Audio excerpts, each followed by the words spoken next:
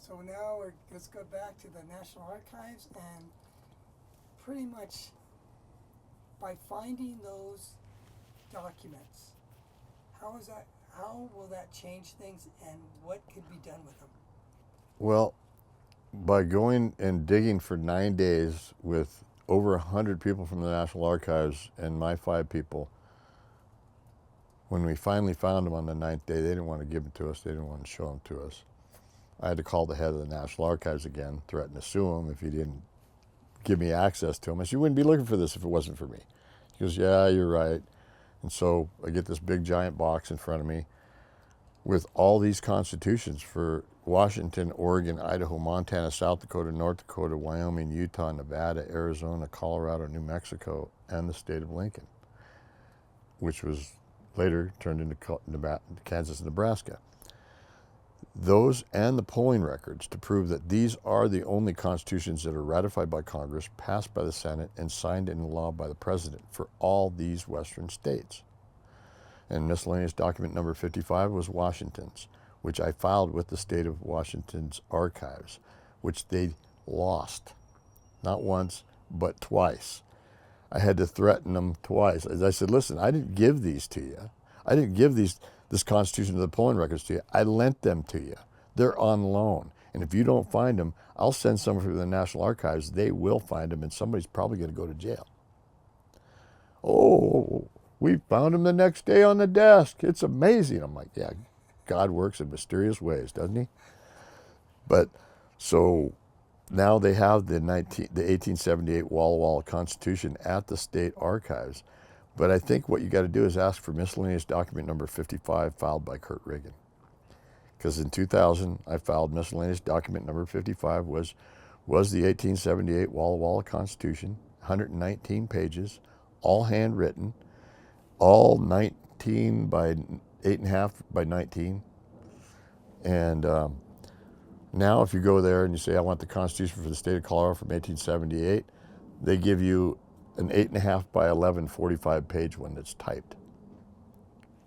They didn't have typewriters in 1878 or in 1876 when Colorado's Constitution was ratified. And so why would their Constitution be typed? It's not. It's written by hand.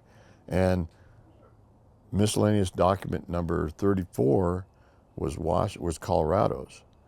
And it was the same as all the rest. They had provisions that are extremely anti-corporate that said no city, county, or state official can use his powers or authorities to enrich any corporation whatsoever. It doesn't say except municipal, county, or state corporation. It says that corporate executives and their major controlling stockholders are to be held criminally liable for the actions of the corporation. Think about that. Would this be the same world? No. This would be a totally different world if those weren't stolen from us 100 years ago. They disappeared them because they couldn't have, and the main one is no politician can be reelected to any position whatsoever. That means no Patty Murrays, no Schumers, no Pelosi's. They get to be a governor once, they get to be a senator once, they get to be a legislator once. They get to be a mayor of many towns they want to move to. But they're done. There's no more professional 40-year politicians in the same office. It's not legal under the only constitutions that exist for all these states. Now, what is the significance of that? The significance is this country sustained a hostile corporate takeover or a corporate insurrection, as you would. Right around the time between 1898 and 1901, the only 2 times that box was opened before I laid hands on it. And in 2000, I was the first guy to lay hands on it. And they were like, well, we have to verify the contents. I told them, you wouldn't be looking for it if it wasn't for me. So then he said, yeah, go ahead. And I was able to be the first guy to lay hands on it. So, but I mean, it's kind of a big deal when these states are based on a constitution that the federal government doesn't have a copy of, was never ratified by Congress, never passed by the Senate, maybe signed into law by the president, but that still doesn't make it legal. So we have sustained a hostile corporate takeover or a corporate insurrection just about 100 years ago, as of 1898, 1901, last time it was open. And they'd just been fooling us the whole time. Nobody actually went looking for it. That's what gets me. How many law professors out there? Any law professors out there? Because I doubt it. Because I'm the best law professor I know, and I never went to college. Okay? I'm the first guy to lay hands on these constitutions in 99 years. And then they literally tried to disappear me. They tried to beat me to death. They tried to make sure that I would never talk about this ever again. And they did their damnedest. And God's not done with me yet. God's kept me alive, even though I have 8 or 9 reasons that I should be dead, and nobody's ever survived these injuries I've sustained. But he knows that if I keep him around, he's going to tell people, and eventually this will get out, and I can literally change the history of this country because it was stolen. Our history was stolen. Our Constitution was stolen. And all the state constitutions were stolen and replaced with fake, non-existent. If they don't exist anywhere in the District of Columbia or the National Archives or the Library of Congress, what valid of their constitutions? There's no validity whatsoever. They got a pocket full of rocks. That's it. And so I think if people woke up and said, we want our real government back, you all are fired, and if you leave with what you got paid for, we won't let you take the billions of dollars or millions of dollars you made through insider trading.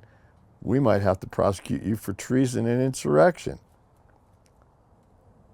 which your options are pretty limited. If you get prosecuted in this country for treason or insurrection, you have a choice. You get the bullet or the rope. You get to pick the firing squad or to be hung by your neck until you're dead. That's your option. There's no other. So, my theory is maybe some of these people should get amnesty if they leave with just what they got paid instead of the millions or hundreds of millions they made, like the Pelosi's. People don't realize the Pelosi's, Paul Pelosi has 9 multi-billion-dollar corporations in China, and one of them is the Dominion Corporation that he's CEO of. And who is his partner? The Chinese Communist Party. If you have a multi-billion-dollar corporation in China, your partner is the Chinese Communist Party. Most people don't know that Biden had 9 multi-billion-dollar corporations in China that all went bankrupt within a short period of time just before he became vice president. Now, what happens when your multi-billion-dollar corporation goes bankrupt?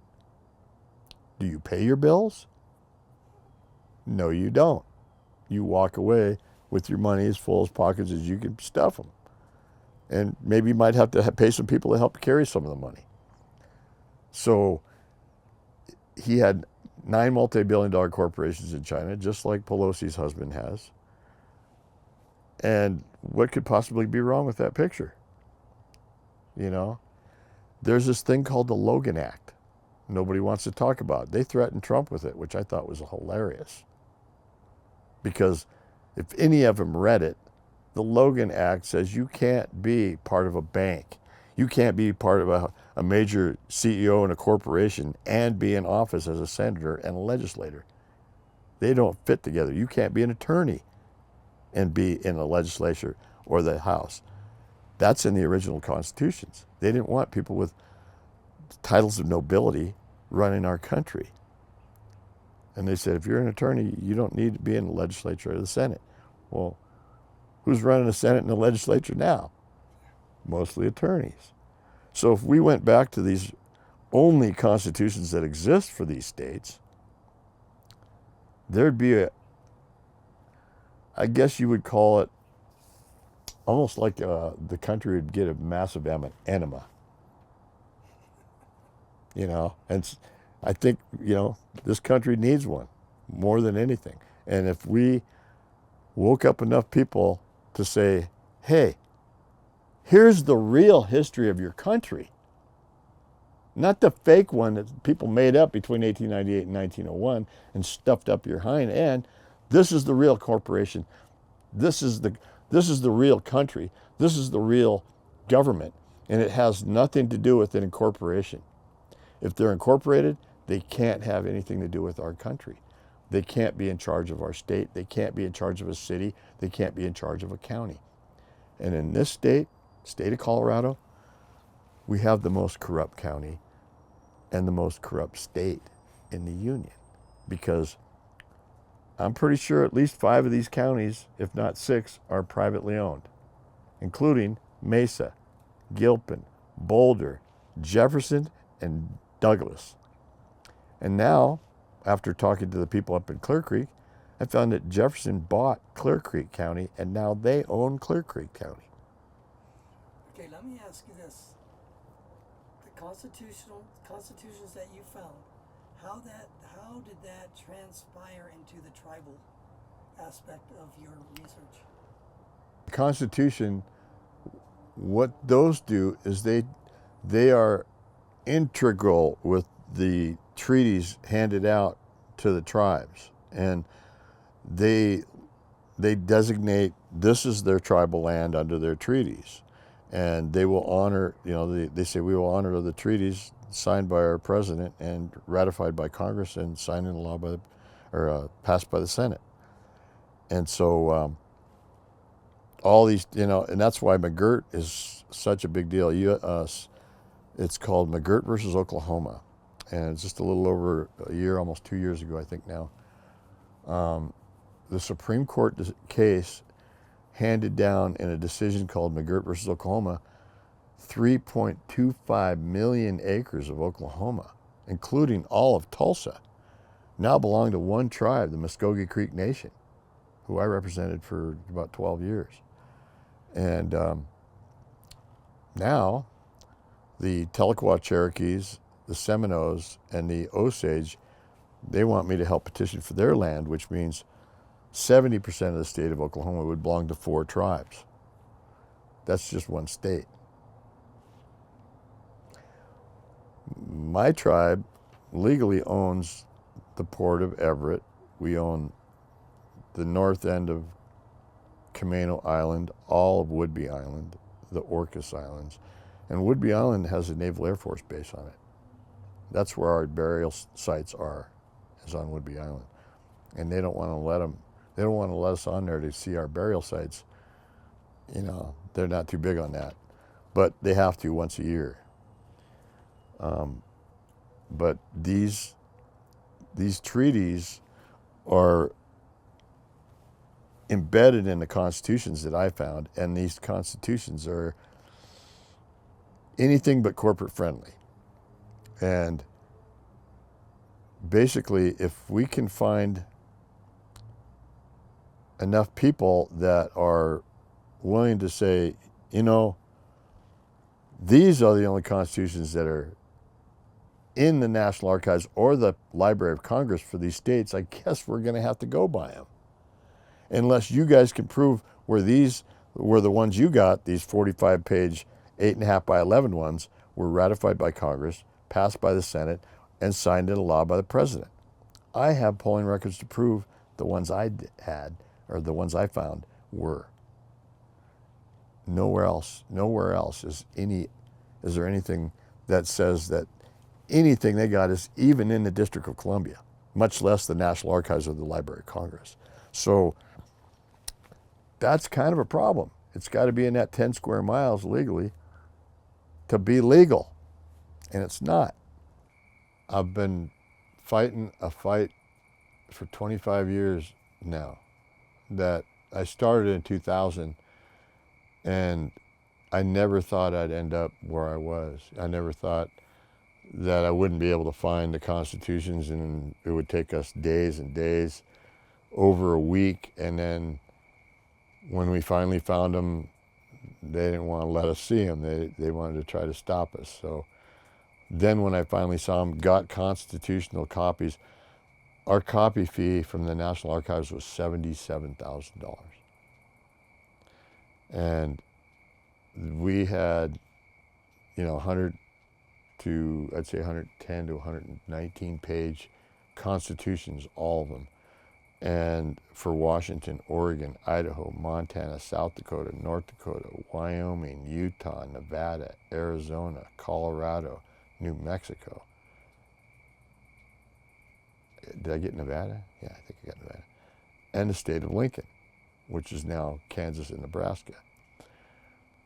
Those constitutions would have changed the face of our country between 1898 and 1901, which is the only two times that box was opened. And I'm alive for one reason.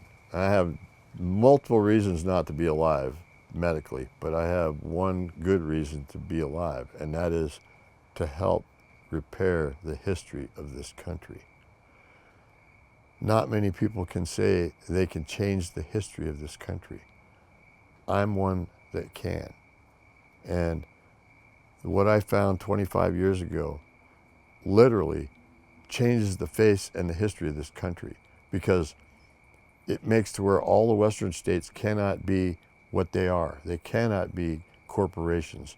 They cannot be run by corporations, owned by corporations, and operated by corporations. The only constitutions that exist for these states says no city, county, or state official can enrich any corporation whatsoever. And until we take these constitutions out to the light of day and file one with every state that they are applicable to, and get rid of the fake ones their states are based on and all their statutes are based on. Because I have a problem trying to explain, how do you have laws based on a constitution that your state government or your federal government doesn't have a copy of? It seems problematic for me. So when you got RCWs from Washington, CRSs from Colorado, that are all based on a constitution that is not anywhere in the National Archives, the Library of Congress, or the District of Columbia for that matter, that is your own private corporate state. Because if the federal government doesn't have a copy of your constitution, and the one you use doesn't exist in anywhere in that 10 square mile area, I find that a huge problem that some of us can do something about. And it's not a fight I can take on by myself. But I'm happy to direct soldiers to go and find what we need to find, because they buried our history. Between 1898 and 1901, the only two times that box that I found this Constitution was open, all of these constitutions were buried in that miscellaneous document box. And I also found out from my state, or from my tribal attorney general, that he talked to two gentlemen who found the California Constitution that was just like the ones I found. Anti-corporate, no city, county, or state can enrich any corporation, and corporate executives are be held criminally liable for the actions of the corporation. We need that world. That's a world that we can all live with, except the corporate execs. They're going to be crying in their beer. There's going to be a lot of moaning and gnashing of teeth. But until we stand up and say, we're done with the corporate takeover of this country, we're done with the corporate insurrection, we're here to take it back. And we want our constitutional government back. And y'all guys can leave. And if you don't, you're not going to like what happens. Because under the original and only constitution for this state, the people who are running these states now are looking at treason and insurrection, a real charge of that, not a fake charge, not a made-up January 6th thing going on. Because when they start investigating it, you're going to find that most of the instigators of the January 6th riot were FBI agents and informants. And none of them got arrested. None of them got prosecuted. And nice old ladies who were just there to support somebody they loved got thrown in jail and prosecuted. And that is wrong. And until those people are exonerated and their records are expunged, we haven't done our job. So please, if you are interested in helping to make this country a better place, let's fix the history of this country. I'm willing to help lead a team, but I need a team. So if you know somebody or you are somebody who is interested in trying to make changes for the better and getting rid of the corporate stranglehold on this country, by all means, get a hold of me. Go to Courtroom Kung Fu and check out my website. It's in progress because I'm not a computer geek. I am a Luddite or a no-dite, but I do have a large collection of pleadings that I've been using over the years to beat things like no license, no insurance, no registration, any of these child abduction cases. I believe we can put together a strategy and a package that, kind of like when I got thrown in jail in the Snohomish County Jail, I had paralegals send me packages with documents, and I walked 178 guys out of jail in Snohomish County in 2 days. My bond went from $25,000 cash only down to $2,500 bondable, because for some reason they didn't want me around no more. So, and I'm a nice guy. You think, I make people laugh. Some people don't laugh at me at all.